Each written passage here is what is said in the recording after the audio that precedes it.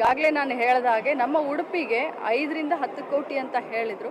ಆ ಹಣ ಕೂಡ ಆದಷ್ಟು ಬೇಗ ತಗೊಂಡು ಬರ್ತೀವಿ. ಬೈಂದೂರು ಶಾಸಕರು ಹಕ್ಕುಚ್ಯುತಿ ಮಂಡಿಸಲಿಕ್ಕೆ ಹೊರಟಿದ್ದಾರೆ. ಅಂದ್ರೆ ಕಾಂಗ್ರೆಸ್ ಅವರು ಕೆಲಸ ಮಾಡ್ಲಿಕ್ಕೆ ಬಿಡ್ತಾ ಇಲ್ಲ ಅಂತೆ, ಅಧಿಕಾರಿಗಳನ್ನ ಮೀಟಿಂಗಿಗೆ ಕಳಿಸ್ತಾ ಇಲ್ಲ.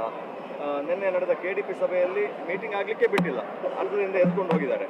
ಈ ತರದ ಬೆಳವಣಿಗೆಗಳು ಬೈಂದೂರಲ್ಲಿ ಆಗ್ತದೆ. ನಾನೊಂದು ಮಾತು ಕೇಳಲಿಕ್ಕೆ ಬಯಸ್ತೇನೆ. ನಾನು 2ನೇ ಬಾರಿ ಶಾಸಕಿ. ನನಗೆ ಗೊತ್ತು ಹಕ್ಕುಚ್ಯುತಿ ಅಂದರೆ ಏನು, ಅಧಿಕಾರದ ಲಾಭ ಹೇಗೆ, ಅಧಿಕಾರದ ದುರ್ಲಾಭ ಹೇಗೆ, ನಾವು ಪ್ರೋಟೋಕಾಲ್ ಹೇಗೆ ಮೇಂಟೈನ್ ಮಾಡಬೇಕು, ಇದು ಸಾಮಾನ್ಯ ಜ್ಞಾನ ನಮಗೆಲ್ಲ ಇದೆ. ಯಾರ ಹಕ್ಕನ್ನು ಕೂಡ ಯಾರೂ ಕಸ್ಕೊಳ್ಳಿಕ್ಕೆ ಸಾಧ್ಯ ಇಲ್ಲ.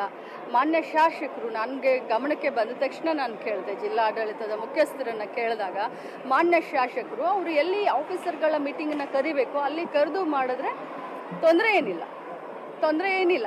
ಆದರೆ ಅವರು ಪರ್ಸ್ನಲ್ ತಮ್ಮ ಜಾಗದಲ್ಲಿ ಕರೆದು ಮಾಡಿದ್ರೆ ತೊಂದರೆ ಎಲ್ಲರಿಗೂ ಆಗುತ್ತೆ. ಯಾಕಂದರೆ ಸಾರ್ವಜನಿಕ